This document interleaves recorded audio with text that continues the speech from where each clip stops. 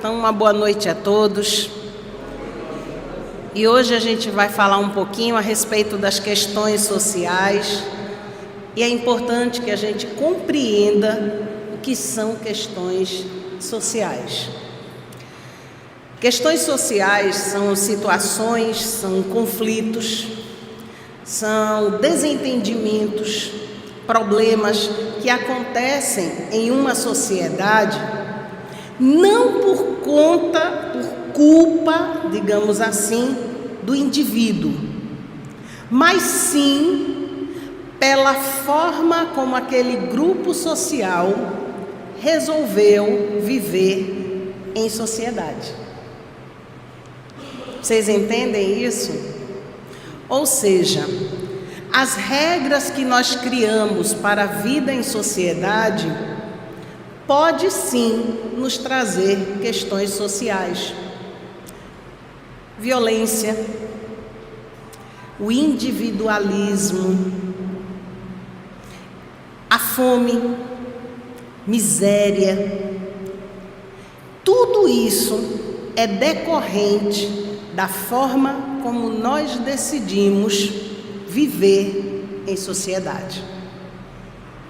Quando a gente traz essa ideia de sociedade para o Evangelho, aí eu estava preparando a palestra e fiquei pensando, eu preciso encontrar nos Evangelhos alguma coisa que nos dê uma ideia sobre a nossa postura como espírita diante das questões da sociedade. Muitas vezes nós assumimos um papel de coadjuvantes. A culpa é de todo mundo, menos nossa. Nós não temos nenhuma responsabilidade sobre aquilo que está acontecendo e não depende de nós a mudança. E é uma ideia errônea. Nós temos responsabilidade e hoje à noite a gente vai estudar um pouquinho a respeito disso. Qual o nosso papel? Qual a nossa responsabilidade diante das questões sociais? Aí eu fiquei pensando, eu digo, eu preciso encontrar alguma coisa nos Evangelhos. E aí eu lembrei da parábola do bom samaritano. Me lembrei ou me lembraram? Que ainda tem essa possibilidade, né, gente? E eu fiquei lembrando da parábola do bom samaritano, eu disse, mas rapaz, e não é que ali dá um bom exemplo para a gente perceber o nosso papel? Quando a gente estuda a parábola do bom samaritano, eu vou falar um pouco aqui a parábola, porque talvez algumas pessoas não estejam lembrando, que diz assim, um homem, ele saiu para uma viagem. No caminho, ele foi atacado, ele foi agredido, apanhou, ficou lá no chão. Então passa um sacerdote, olha o homem no chão, vai embora. Passa um levita, olha o homem no chão, vai embora. Aí vem um samaritano, e o samaritano para, acolhe o homem ferido, trata das suas feridas, recolhe aquele homem, leva até uma hospedagem, e na hospedagem ele paga para que o hospedeiro, o dono da hospedagem, cuide daquele homem até ele retornar. E quando ele retornar, ele ainda passa lá de novo para custear mais alguma responsabilidade, mais alguma despesa, mais qualquer coisa que o homem queira cobrar. E quando a gente observa a parábola do bom samaritano, ela fala de uma coisa, gente, chamada responsabilidade social. Todo mundo aqui quer um mundo melhor. Quem não quer? Todos nós queremos. Eu me lembro quando eu estava lendo Violetas na Janela, e Patrícia, que é a personagem principal da história, é interessante porque ela conversando, ela recebe um convite no meio da conversa ali com outras pessoas que moravam na colônia São Sebastião, onde ela estava. E aí ela recebe um convite para sair. Quem já leu o livro vai lembrar. E Patrícia olha para a avó com uma cara como se dissesse: e aí, vó? Eu aceito o convite de estranhos? Porque ela não conhecia aquelas pessoas. E a avó sorri e diz: Patrícia, pode ir. Aqui ninguém lhe oferece risco. Quando eu estava lendo o livro, eu disse: meu Deus, que mundo maravilhoso é esse? Onde um estranho chega e diz assim: vamos passear aqui na colônia, e você se levanta e vai embora sem medo nenhum. Porque ela ainda trazia as impressões da vida na terra, aquela história: cuidado com estranhos, não se aproxime, não saia com pessoas estranhas. Então todos nós sonhamos com um local onde nós possamos transitar à vontade, sem medo nenhum. Todos nós sonhamos. Mas qual o papel que nós estamos desempenhando diante dessa mudança? Nós estamos nos comportando como sacerdote?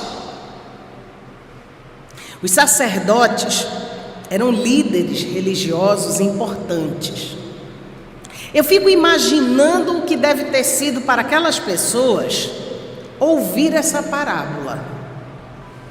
Porque os sacerdotes, eles eram extremamente respeitados. Mas eles, na parábola, o sacerdote nos deu uma lição de indiferença, de individualismo, de falta de cuidado com o próximo.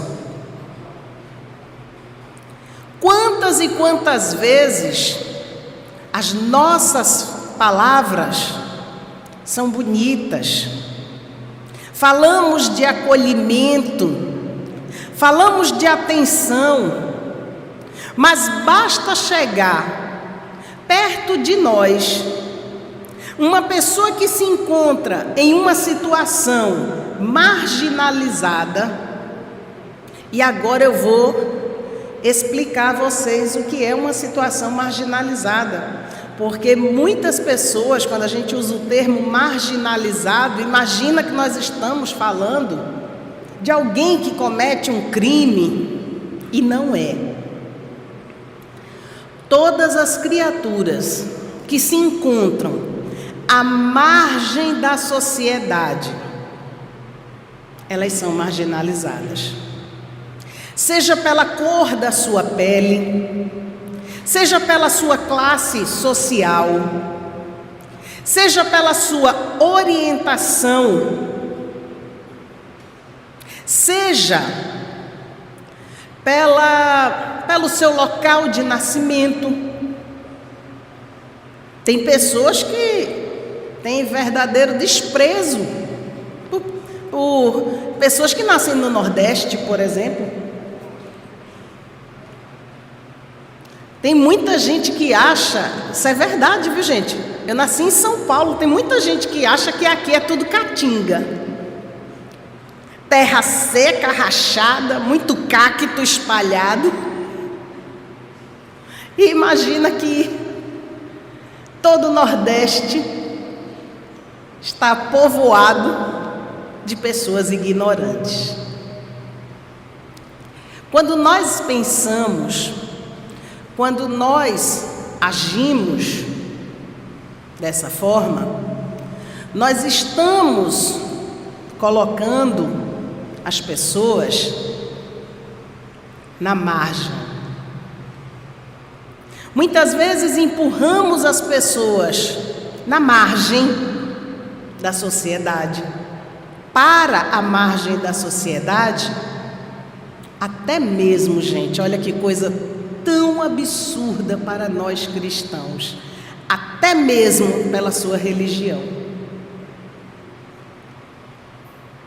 Hoje eu conversava no trabalho, estava tendo uma reunião e eu estava conversando com alguns voluntários e eu acho fascinante estudar o Cristo. Fazem 17 anos que eu estudo, eu não só leio a Bíblia. Eu comecei a estudar o judaísmo porque Jesus, quando veio à Terra, ele foi judeu. E a gente precisa compreender a cultura daquele povo para entender algumas passagens bíblicas, algumas parábolas, porque quando a gente entende a cultura do povo, daquele povo, a gente percebe a grandeza, a riqueza, a profundidade dos ensinamentos do Cristo. E nós que nos colocamos como cristãos, estamos alimentando briga religiosa. Alguém poderia me apresentar alguma passagem da vida do Cristo onde ele fomentou a guerra por religião? A melhor religião é essa ou é aquela? Não existe. Nem religião Cristo não deixou. E essa situação envolvendo religião é uma das questões sociais. Há 2 semanas atrás eu fui fazer palestra em uma outra instituição e eu peguei um pedacinho da palestra já no final só para falar de situações que eu tenho visto na internet, onde infelizmente alguns espíritas, porque isso não é espiritismo,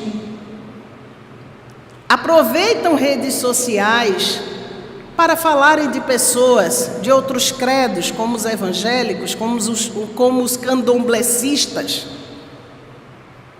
criticando, apontando a forma deles viverem a fé deles. Gente, aí eu lembrei daquela passagem do Cristo, quando Jesus já havia sido crucificado, os apóstolos estavam extremamente entristecidos, e em uma das aparições, o Cristo,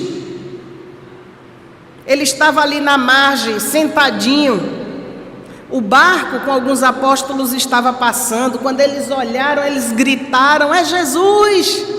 É Jesus! E Pedro, enlouquecido, se joga no mar e sai nadando para a margem.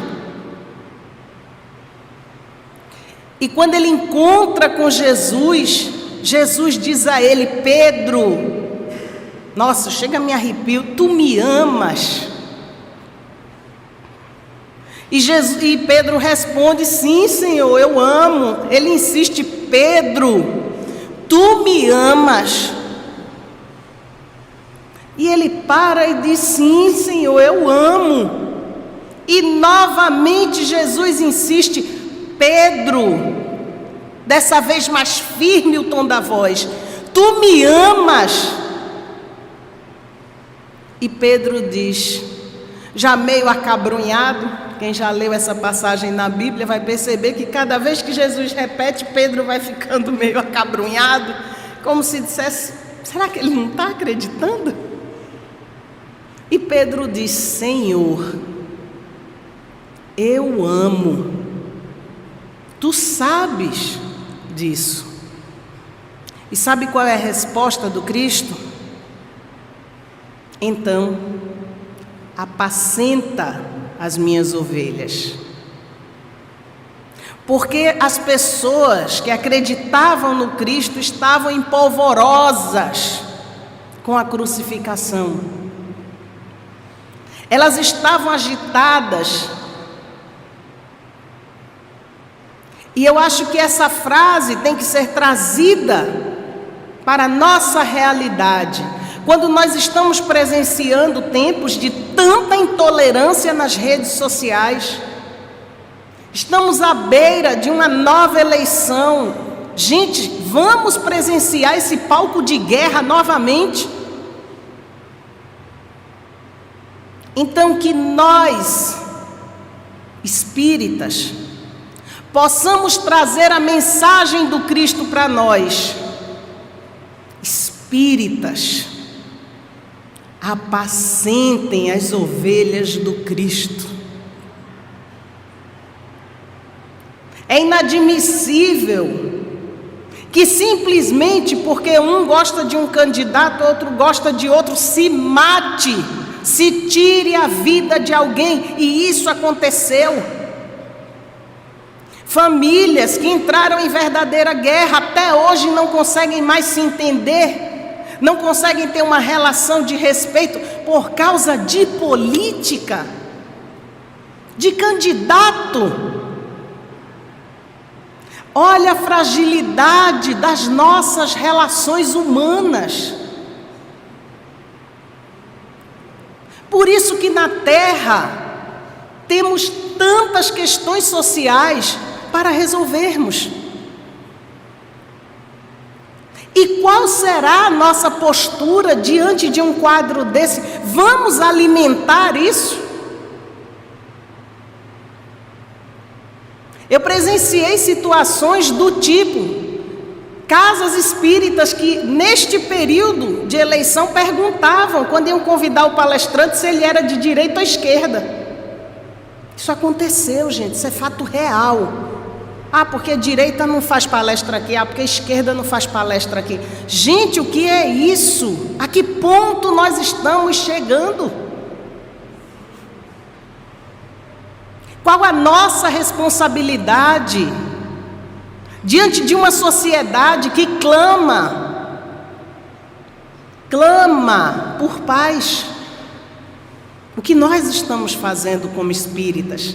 Vamos entrar nessa batalha para brigar? Ou vamos cumprir o nosso papel social? Porque nós falamos muito numa sociedade melhor. O que nós estamos fazendo para isso? O respeito, a fraternidade, a empatia são bases de uma sociedade saudável, equilibrada. Se eu gosto de amarelo e alguém gosta de roxo, tudo bem. Se eu tenho uma forma de vivenciar a minha fé e a outra pessoa tem a forma dela, tudo bem. Para a minha forma de vivenciar a minha fé ser boa, necessariamente o outro não precisa ser ruim. Porque ambas não podem ser boas. Quando nós falamos desse processo de marginalização do ser humano, gente, isso é tão complexo, porque muitas vezes nós estamos participando ativamente neste processo e nem estamos percebendo. Estamos assistindo uma televisão em casa, aí alguém vê um determinado, sei lá, um artista, um ator, olha para aquele homem, que coisa horrorosa, esse homem afeminado. Gente, ali está um filho de Deus, que não nos cabe julgar, porque muitas vezes ele está infinitamente mais conectado com Deus do que nós. Nós confundimos, nós misturamos orientação sexual com promiscuidade. Todas as obras espíritas que tratam do assunto, que eu conheço, e gente, eu digo a vocês, eu tenho um vício nessa vida. Eu digo lá no trabalho, eu digo, olha, eu não bebo, eu não fumo, mas eu tenho um vício, eu gosto de ler. Mas é um negócio tão sério na minha vida que se eu não tiver nada para ler, eu fico agoniada. Acho que uma terapia cabia, né? Eu gosto, eu tenho sede de entender. Eu escuto uma palavra e eu nunca ouvi aquilo. Gente, eu corro e vou olhar o que é aquilo na internet. Alguém fala de uma situação que aconteceu, uma crise política, uma crise social. Eu corro e vou me informar para saber o que foi que aconteceu, que eu não estou sabendo. E então, nós causamos essa grande confusão na nossa mente. Todo livro espírita que eu conheço, ele fala dos prejuízos que a promiscuidade traz para a nossa vida. E se nós tratarmos aqui da promiscuidade, nós iremos perceber que isso independe de orientação sexual. Tem muito casal hétero que é promíscuo.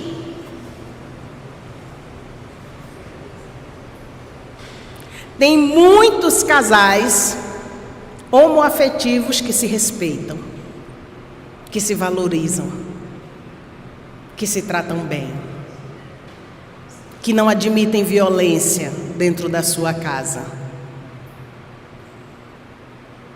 Então é muito delicado a gente criar rótulos nas pessoas. E o que é pior, quando a gente senta e se permite esse tipo de diálogo, olha só aquele ator, que coisa horrorosa, afeminado. Nós estamos ensinando àqueles que estão à nossa volta, aos jovens, às crianças, nós estamos ensinando a essas pessoas como é que se marginaliza um filho de Deus. E vocês podem ter certeza, eles vão aprender direitinho. Sabe por quê? Porque palavras ensinam, o exemplo arrasta. Ainda que eu fale bonito, ainda que eu fale de Jesus dentro da minha casa, ainda que eu pregue nos 4 cantos do planeta, se eu não der o exemplo, meus filhos aprenderão com o meu exemplo. As minhas palavras, muitas vezes, serão acessórios.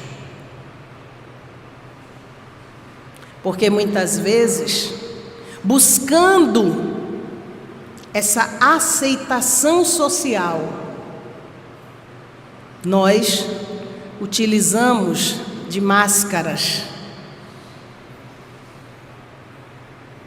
E infelizmente, o Cristo ainda é uma máscara muito utilizada.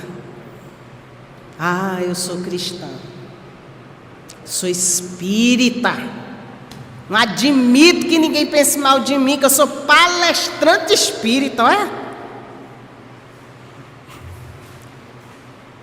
Que grande coisa, né, gente? Se não existe o exemplo, são palavras, só palavras. Quando a gente começa a compreender que nós participamos na formação do homem de bem, que nós estamos diretamente envolvidos nesta sociedade. Muitas vezes a pessoa diz assim: olha, eu sou um poço de honestidade, menina, mas se eu tiver a oportunidade de levar para casa, eu levo. Mas ai de quem disser que eu estou sendo desonesta, porque eu sou honesta. Sou honesta e sou cristã. Mas se der uma bobeira, eu levo.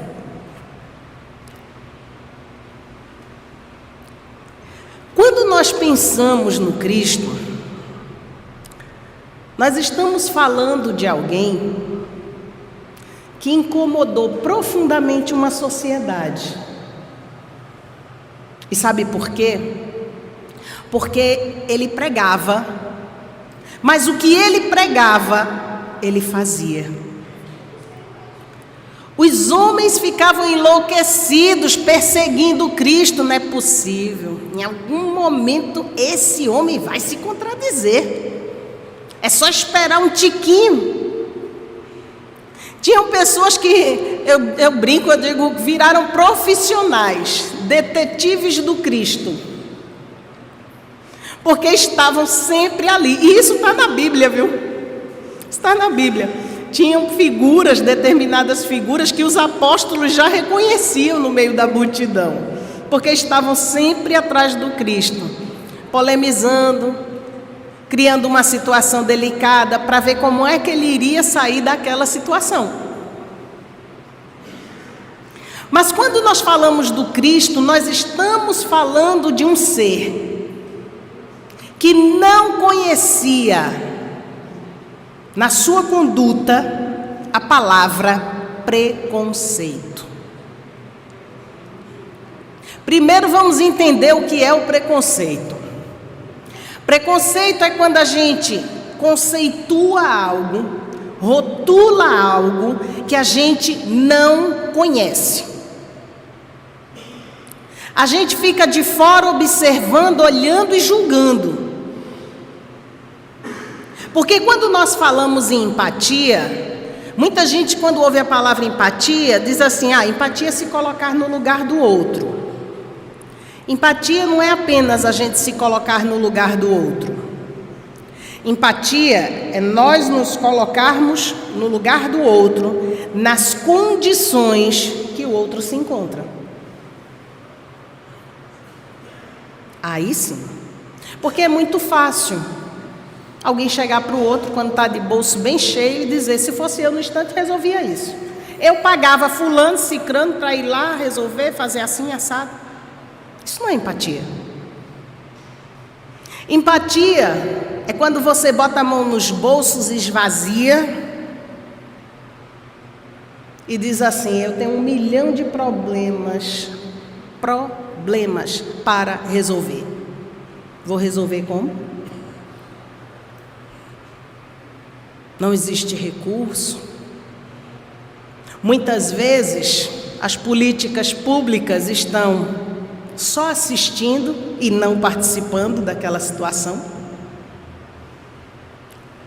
Os vizinhos, os amigos, muitas vezes os familiares estão como o sacerdote e o levita. Passa, vê a criatura no chão caída e continua a sua estrada. Eu adoro você, mas a tua vida é muito complicada, dá para mim não. Acontece ou não acontece? Acontece. Dá para mim não. É tudo muito complicado. Porque nós queremos falar da estrada que o outro percorre, mas nós não queremos calçar os sapatos que o outro está calçando e caminharmos quilômetros e quilômetros, muitas vezes no sol e sozinho, tendo como sua grande ferramenta e seu combustível, muitas vezes, gente, a fé. E alguém pode estar perguntando: mas por que essa moça está falando desse jeito? Porque é isso que eu vejo todos os dias. Eu trabalho em um hospital público aqui do Recife. Eu sou assistente social. E é isso que eu vejo todos os dias. A luta e a dificuldade de muitas pessoas que muitas vezes estendeu as mãos para os outros, mas quando a saúde se fragilizou, aqueles que estavam em volta olharam: está ficando muito complicado, eu não quero esse estresse para a minha vida. Aí a gente lembra daquela passagem: fora da caridade não há salvação. Fora da caridade não há salvação para mim e para vocês. Fora da caridade não há salvação para o nosso país. Fora da caridade não há salvação para o nosso planeta. Por que vivemos em sociedade? Foi uma das perguntas que Kardec fez aos espíritos. Está lá no Livro dos Espíritos. E sabe o que os espíritos responderam a Kardec?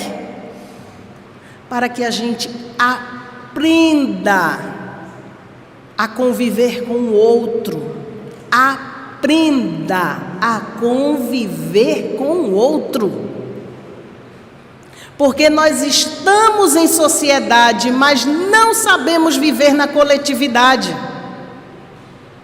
O meu quadradinho é meu. O seu é seu, não venha para cá. Mas se houver a necessidade, eu posso ocupar um pedacinho do teu. Porque o teu é meio nosso, mas o meu é meu.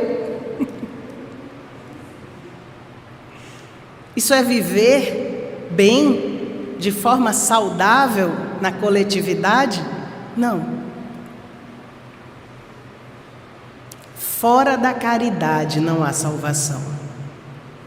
Lá no trabalho eu estimulo bastante o trabalho voluntário.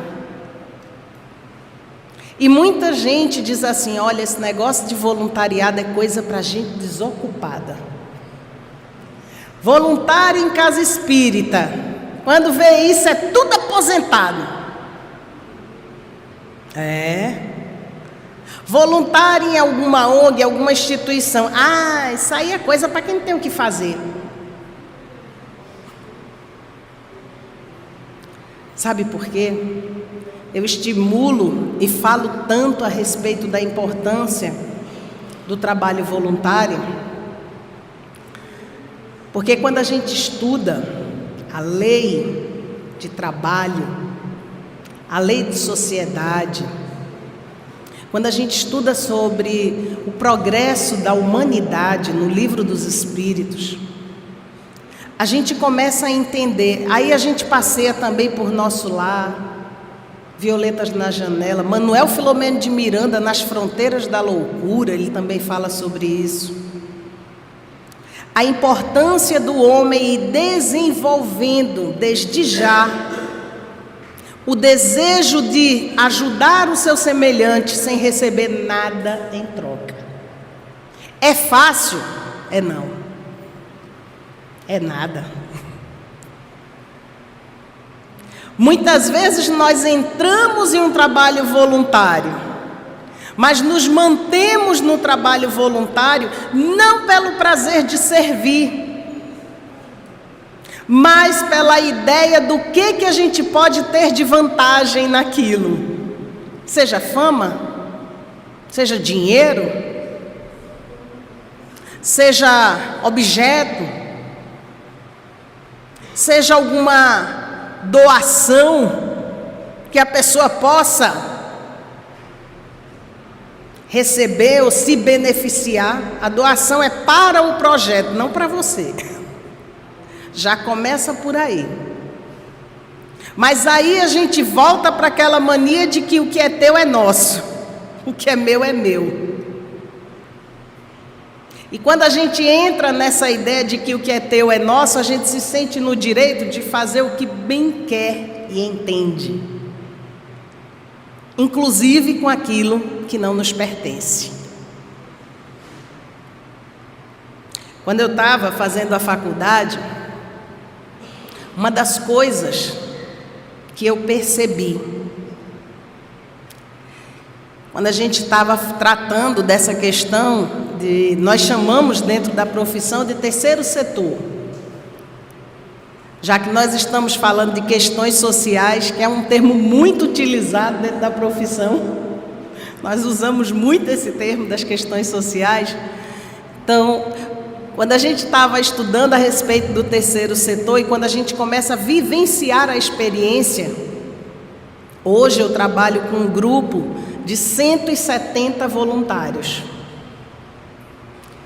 A gente vai percebendo que existe, isso é uma teoria que eu aprendi na faculdade, existem 3 tipos de voluntário. E na faculdade nós falávamos que existia o prata, o bronze e o ouro.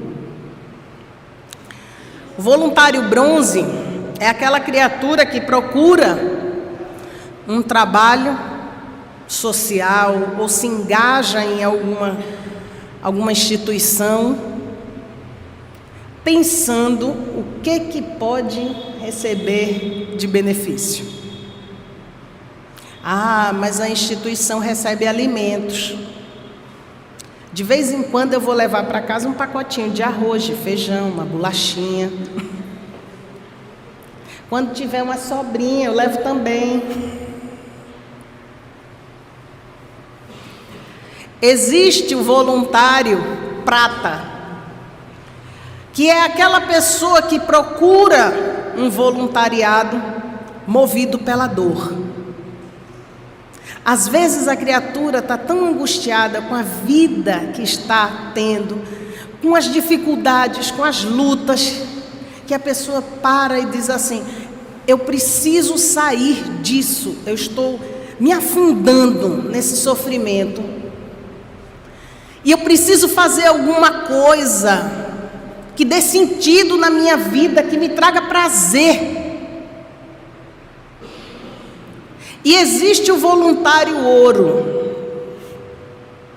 O ouro é aquele que conhece o projeto, seja um projeto religioso, ou social, ou ambiental, ou qualquer outro. Na área da educação existem projetos maravilhosos também. E a pessoa conhece o projeto e diz assim: eu quero ajudar. Eu quero ver esse negócio para frente, eu quero ver esse projeto crescer. Isso aí ajuda muita gente. Vamos dar as mãos e botar para frente. É a criatura que se envolve plenamente com a causa. Na faculdade a gente dizia: o prata, ele até pode um dia ser ouro, porque muita gente chega através da dor, mas desenvolve o amor. E se agarra na causa, e vê que aquilo é importante, vê que aquilo pode mudar a história de vida de muita gente. Mas o bronze, muito, mas muito dificilmente se tornará um dia ouro. Sabe por quê? Porque o bronze, ele se ocupa apenas com o seu universo, com o seu umbigo. Ainda não desenvolveu a sensibilidade em relação à dor do outro. É aquela pessoa que sempre entra nas situações pensando: o que é que eu vou ganhar naquilo? Ah, eu não vou me envolver nisso não. Oxe, isso não é problema meu. A culpa é desse povo que está aí passando fome. E a gente esquece que muitas vezes as pessoas estão em situações difíceis porque não tiveram as oportunidades que nós tivemos de desenvolver valores, responsabilidades, compromissos. Muitas vezes, gente, aquelas pessoas, elas não têm sequer noção do que é o amor próprio. Se colocam em risco absurdo, simplesmente porque ainda não aprenderam a se amar. E somos nós que vamos segurar o chicote e dizer: agora, não tem aquela história, né? Agora eu vou dar lapada. Não. Que direito temos nós para isso? Tudo isso que foi falado na noite de hoje é simplesmente a oportunidade de nós pensarmos o que nós estamos fazendo na nossa sociedade. Algum dia vocês já pararam para pensar, parou na frente do espelho e disse assim: o que eu estou fazendo por um mundo melhor, por uma sociedade melhor, por um país melhor? Sabe aquela história de se resolver o meu problema, o seu é seu? Enquanto nós permanecermos com essa ideia, nós não teremos paz. Porque quem prepara o terreno para a paz é a justiça. E uma sociedade injusta não tem o prazer de saber que sabor, que aroma tem a paz. Enquanto existir na terra um filho de Deus em prantos, nós teremos responsabilidade sobre isso. Observamos muitas vezes situações calamitosas no nosso trabalho, por exemplo. E para não nos indispormos com os poderosos, nós nos curvamos, mostrando que aprendemos direitinho com Pilatos, não com Cristo. Porque quem lavou as mãos diante de um problema foi Pilatos, não foi Jesus. Jesus foi fiel até o fim, nos seus valores. Aí alguém pode dizer: mas Daniela, uma andorinha só não faz verão. Então, se você é uma andorinha sozinha, que pelo menos se preocupe em transformar aqueles que estão dentro do seu lar em andorinhas do bem. Para que amanhã ou depois você não seja uma voz solitária gritando por socorro, pela paz, pela harmonia, por uma sociedade melhor. Se cada um de nós assumisse a responsabilidade da educação, da formação moral dos nossos filhos, daqueles que nos são confiados, já estaríamos fazendo muito.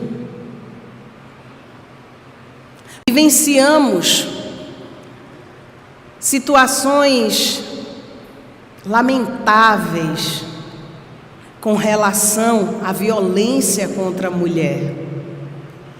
Todos os dias, quando a gente liga a televisão, quando a gente mexe na internet, tem uma notícia nova. Vocês sabiam que estamos entre os países mais violentos do mundo em relação às mulheres? Só perdemos para países árabes, onde lá faz parte da cultura deles achar que a mulher não tem muito valor nem muita importância dentro de uma sociedade. O papel da mulher é cuidar do marido e dos filhos. Fora isso, ela não tem muita função. Tanto é que em muitas sociedades as mulheres não podem sequer estudar. Eu acredito que alguns de vocês já presenciaram reportagens falando de mulheres que apanharam nas ruas porque decidiram estudar, porque decidiram falar em alguns países, e aquilo ali para eles é a coisa mais normal do mundo. Pois nós que temos uma cultura bem diferente em atitude, em comportamento, nós estamos nos comportando de forma semelhante. E sabe por quê? Porque enquanto existir a política do medo, um pai e uma mãe que passe a mão na cabeça do seu filho quando souber, ele deu um murro na cara da namorada, ele bateu na esposa, meu filho, corra aqui para casa, que é para o povo não dar em você. Enquanto existir uma família que diga, minha filha, continue com ele, você precisa entender que ele é uma pessoa desequilibrada, desajustada, mas continue com ele. Quando você ficou com ele, ele já era assim, você sabia disso. Isso não vai mudar. Cada pai, cada mãe que presencia esse tipo de cena e apoia, está aumentando essa fila de marginalizados na beira da estrada da sociedade. Não foi esse o exemplo que nós aprendemos com Cristo. Porque se o Cristo tivesse esse tipo de conduta naquela sociedade, ele teria morrido de velhice. Ele não teria sido assassinado na cruz. Ele foi assassinado porque ele defendeu o amor, ele defendeu a dignidade humana, ele defendeu a causa das mulheres, porque quando a gente lê a Bíblia, a gente percebe que Jesus não tinha problema nenhum em andar cercado por mulheres. Ele pregava para as mulheres. E para finalizar, para que a gente entenda bem direitinho o exemplo do Cristo em nossas vidas, vocês devem conhecer uma passagem dos evangelhos apócrifos que por muito tempo, quando essa passagem foi levada a conhecimento público, as pessoas não compreenderam e começaram a colocar na internet que Jesus ele tinha um caso com Maria Madalena. Depois foram dizer que Pedro era homoafetivo e que Pedro podia ser apaixonado pelo Cristo. Porque tem um evangelho apócrifo que fala do momento em que Jesus está ali conversando, já orientando os apóstolos e preparando eles para a sua partida. E ele diz, ele chega, depois de dar todas as orientações, ele chega para Maria Madalena e beija a boca dela. E muita gente acha que aquele beijo foi de romance. Quando a gente estuda a cultura judaica da época do Cristo, a gente compreende que aquele beijo que Jesus deu, naquele contexto em que ele estava, se chama transferência de responsabilidade. Ele estava dando a Maria Madalena o direito de pregar em nome dele. Por isso que Pedro chega e pergunta, por que o beijo foi nela e não em mim? E Jesus responde a Pedro que ele não precisava daquele consentimento, mas ela sim. E Maria Madalena, ela pregou depois da morte do Cristo. Ela falou de Jesus para os homens, porque ela recebeu o consentimento do Cristo, que não era um espírito dotado de preconceito. E ela falou do Evangelho, e ela ensinou o amor. Gente, uma boa noite a todos, e eu agradeço imensamente a caridade de vocês me ouvirem por quase uma hora.